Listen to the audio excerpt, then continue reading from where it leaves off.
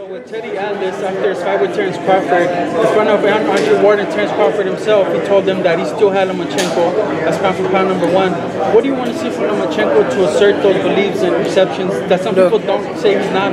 What Lomachenko does in the ring and what the skills that he has, he is one of the best fighters in the world, and I had him as pound for pound, my favorite fighter also, but not anymore.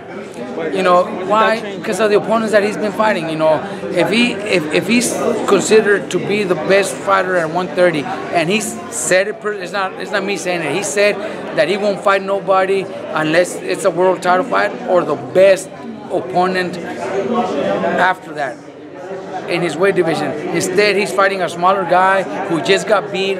Well, that's in his last fight. He fought a smaller guy that just got beat at featherweight, moving up in weight. That's not showing what he said before. He says he's not fighting nobody but world champions or the best next challenger out there, and he didn't do that in that fight.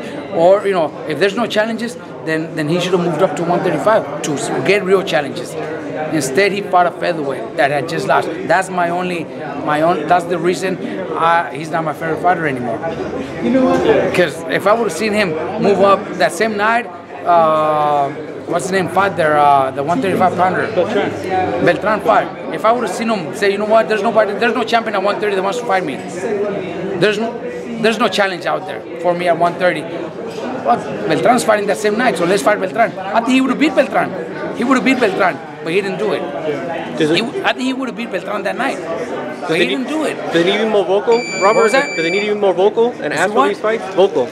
Does he need to ask for these fights? Because maybe his promoter not giving him these fights and not providing. Because he was frustrated that one time. It's obviously not his fault.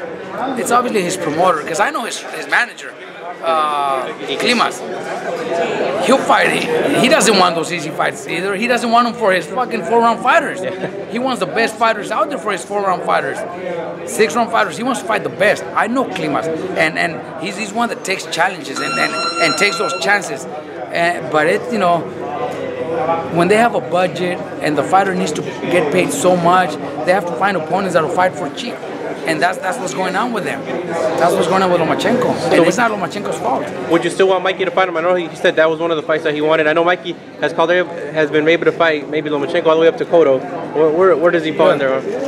Mikey, I would still like Mikey to fight Lomachenko. Definitely, if Lomachenko was to say I want to fight at 135 next, then that would be the fight I want for Mikey. Because I want Mikey to really test himself up against Lomachenko, and to show what a lot of people think Lomachenko might be too fast or too smart for Mikey, and you know, I just don't see it like that. But I would like that.